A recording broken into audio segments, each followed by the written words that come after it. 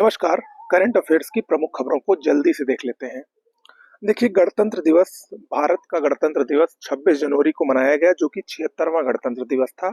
इससे संबंधित कुछ महत्वपूर्ण बातें जो आपको जाननी चाहिए, परीक्षा की दृष्टि से महत्वपूर्ण हैं। देखिए, गणतंत्र दिवस समारोह 2022 से सरकार ने इसको थोड़ा सा चेंज किया है। 23 जनवरी से 30 जनवरी तक के जो कार्यक्रम होते हैं वो सभी गणतंत्र दिवस समारोह के अंतर्गत आते हैं। कर्तव्य पथ, जिसको पहले जनपथ के नाम से जाना जाता था, उस पर ये आयोजन होते हैं और इसको आयोजित कौन करता है? केंद्रीय रक्षा मंत्रालय। इसमें जो प्रमुख समारोह होते हैं वो कौन कौन से होते हैं? समारोह की शुरुआत 23 जनवरी से होती है, जिस दिन पराक्रम दिवस मनाया जाता है। नेताजी सुभाष चंद्र बोस की जयंती होती है इस दिन। इसके बाद 26 जनवरी को परेड और सांस्कृतिक कार्यक्रम होते ही हैं।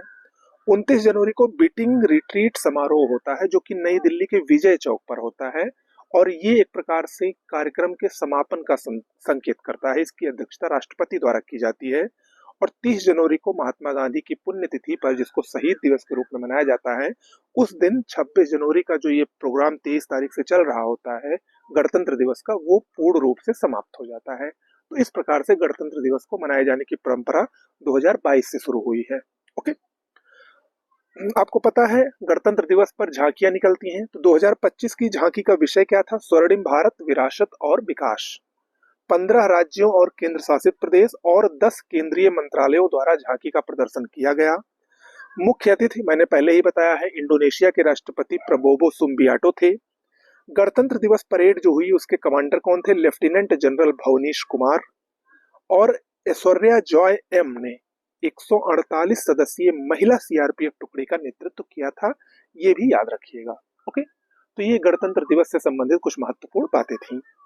चलिए आगे बढ़ते हैं। उत्तराखंड समान नागरिक संहिता लागू करने वाला भारत का पहला राज्य बन गया है। 27 जनवरी 2025 को उसने यह अधिसूचना जारी कर दी। आर्टिकल 44 जो कि नीति निर्देशक तत्वों के अंतर्गत आते हैं, उसमें समान नागरिक संहिता का जिक्र है। आपको पता है गोवा गोवा भारत में पहला राज्य था जिसने समान नागरिक संहिता लागू की थी, या वहां पर लागू है, लेकिन वो पुर्तगाली शासन के अधीन हुआ था, इसलिए उसको पहला राज्य नहीं माना जाता है। अब पहला राज्य उत्तराखंड बना है, जो कि भारत के संविधान के अनुरूप समान नागरिक संहिता को जिसने लागू किया है। समान नागरिक संहिता उत्तराखंड में लागू होने से क्या क्या होगा? उत्तराखंड समान नागरिक संहिता विवाह, तलाक, उत्तराधिकार और विरासत से संबंधित मामलों को सरल बनाती है और एक समान कानून का प्रावधान करती है। यानी इन सभी मामले में एक समान कानून होंगे, सबके लिए एक बराबर। विवाह का पंजीकरण अनिवार्य हो गया है।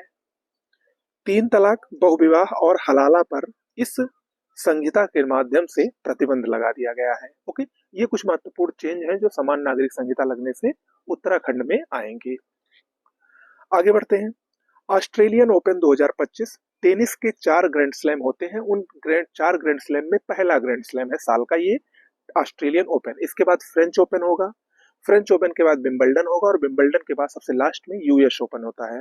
ये 4 ग्रैंड स्लैम होते हैं टेनिस के। तो ऑस्ट्रेलियन ओपन अभी हाल ही में संपन्न हुआ, जिसके पुरुष एकल विजेता जैनिक सिनर बने इटली के। पिछली बार भी इन्होंने ही जीता था और ये उनका तीसरा ग्रैंड स्लैम खिताब है। जैनिक सिनर के कैरियर का तीसरा ग्रैंड स्लैम खिताब है। इससे पहले पिछली बार इन्होंने ऑस्ट्रेलियन ओपन और यूएस ओपन दोनों जीता है 2024 में, और अब ये तीसरा। इन्होंने फाइनल में जर्मनी के अलेक्जेंडर ज्वेरेव को हराया। वहीं महिला एकल विजेता अमेरिका की मेडिसन कीज बनी। इनका पहला ग्रैंड स्लैम खिताब है और इन्होंने फाइनल में बेलारूस की आर्यना सबालेंका को हराया। ओके। जो कि विश्व की नंबर 1 टेनिस खिलाड़ी है मौजूदा समय में। कवचम कवचम क्या है? भारत की पहली पूर्ण एकीकृत आपदा चेतावनी प्रणाली है। केरल के मुख्यमंत्री पी विजयन द्वारा इसका हाल ही में उद्घाटन किया गया।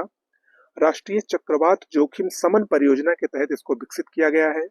भारत सरकार, विश्व बैंक और केरल राज्य आपदा प्रबंधन प्राधिकरण द्वारा संयुक्त रूप से इसको बनाया गया है, कवचम को। माइकल मार्टिन आयरलैंड के प्रधानमंत्री हाल ही में बने हैं, दूसरी बार आयरलैंड के प्रधानमंत्री बने हैं।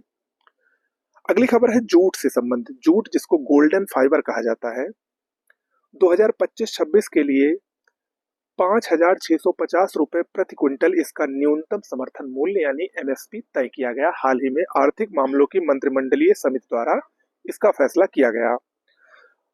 ये जो 5,650 रुपए प्रति क्विंटल एमएसपी तय किया गया, ये 2024-25 की तुलना में 315 रुपए प्रति क्विंटल ज्यादा है। जूट भारत विश्व का सबसे बड़ा जूट का उत्पादक है, आपको पता ही है। वहीं राज्यों की बात करें तो पश्चिम बंगाल सबसे बड़ा जूट उत्पादक है, उसके बाद असम, फिर बिहार है। अगर हम न्यूनतम समर्थन मूल्य की बात करें तो इसकी शुरुआत 1966-67 से हुई थी। कृषि लागत और मूल्य आयोग द्वारा 22 फसलों के लिए, याद रखिएगा 22 फसलों के लिए एमएसपी और गन्ने के लिए उचित और लाभकारी मूल्य की सिफारिश की जाती है। गन्ने के लिए एमएसपी नहीं जारी की जाती है, गन्ने के लिए उचित और लाभकारी मूल्य जारी किया जाता है, जबकि 22 फसलों के लिए एमएसपी जारी की जाती है। ओके, तो ये याद रखिएगा। स्मृति मंधाना भारतीय महिला क्रिकेट टीम की क्रिकेटर है। आईसीसी महिला ODI cricketer of the year 2024 का खिताब इनको अभी हाल ही में दिया गया, स्मृति मंधाना को। ओके, तो आज के लिए इतना ही। बहुत बहुत धन्यवाद।